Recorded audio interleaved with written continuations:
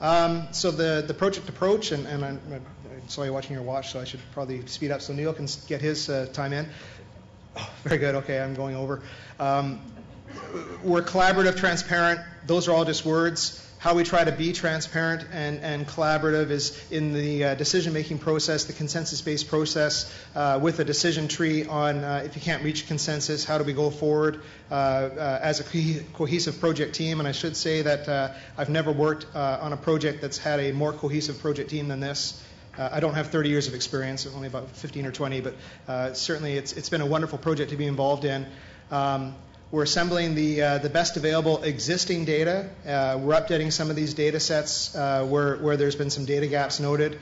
We're doing our best to improve them. Those updates are going to go back to the original data custodians. So certainly we're going to be fulfilling some of Elias Norris mentioned the need to gather bioregional and human use data. That's the approach that the BCMCA is taking, and the data is going to go back into repositories such as the Provincial Land and Resource Data Warehouse, where it will be accessible for tools like Jamie mentioned, the MPA database. So the data that we're developing with the BCMCA and improving will be accessible for other projects and products as well. And we're trying to make our information as publicly accessible as possible, both the raw data that we're collecting where we're permitted by data providers, as well as the outputs of the analysis. There's a number of different potential applications of the BCMCA. I won't go into what they are. Just mention that the use of the products of the BCMCA is up to the members of the project team. It's not up to myself or Neil or anyone else to say how this data can be used. It's really up to the participants in the project team to say how they want to use the information that we're compiling. Biophysical component to date, we've held a number of expert workshops. They've identified features that are of value, data sets to inform those features. We've gone out and collected them. We're in the process right now. We're about to go and take those back to the experts and data providers to review what we've been able to compile. Did we achieve what you told us to achieve? We're also looking for some external review on these products. We've got some reports that are available on our BCMCA website. And I believe it is over to Neil. With 4.5 minutes left. Well, fortunately, I talk a bit faster than Dave, so we should be able to get through this. So just a bit of an update on the human use component of the project, sort of this ecological side of our work where we gather data. There's also a part of the project that involves assembling data related to human use.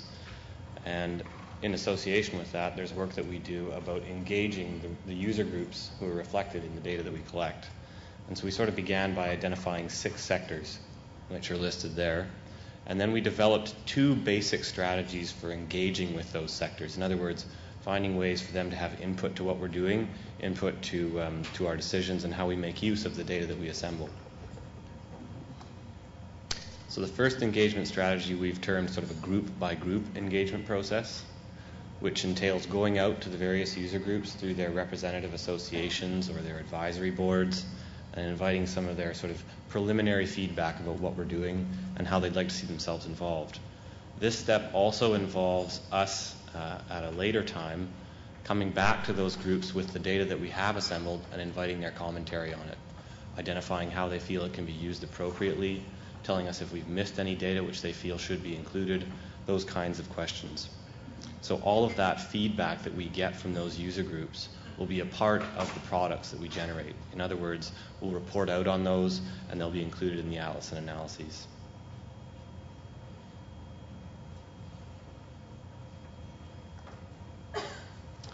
The second engagement strategy is what Dave referred to earlier.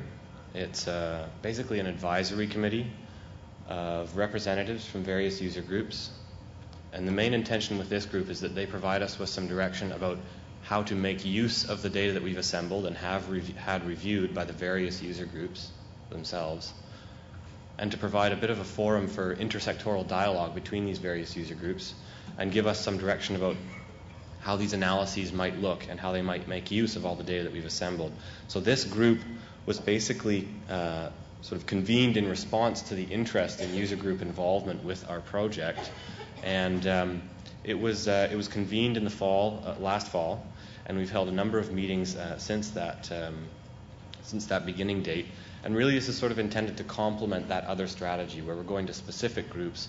This is sort of bringing those groups together and getting a bit of overarching feedback.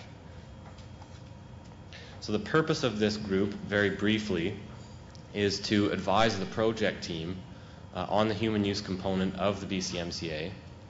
And it's made up of 2 user group representatives from each of those 6 sectors that were listed a few slides ago. We have meetings every month to 2 months. This is sort of going to change based on how the working group feels they want to be involved. And the relationship to the project team is that there are 2 sort of permanent or ongoing representatives from this working group that sit at the project team in the same way that representatives from all the other organizations are members of the project team. And there's a 3rd seat that rotates between the other working group participants as they see fit to participate at the project team level. So in terms of what we've done to date, we've assembled well over 100 human use data sets. And in many cases, we've begun the review process with various user groups to solicit their comments and their feedback about how accurate that data is in representing their use of the marine environment. And we've also sort of held a number of meetings with the working group to sort of bring them up to speed with our project and begin to introduce them to what we want to do with these analyses and invite their advice and their recommendations about the human use component of those analyses. So just a few notes on our next steps, very briefly. We're going to sort of look to complete that data review process with these user groups. We're also going to start planning the analyses that Dave outlined.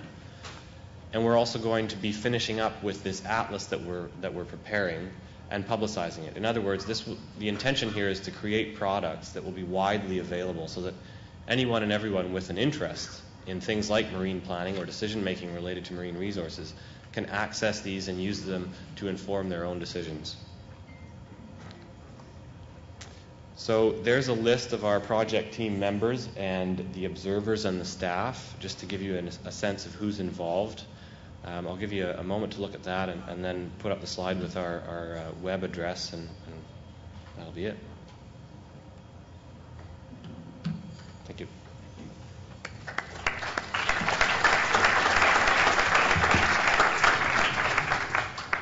Thanks to both of you.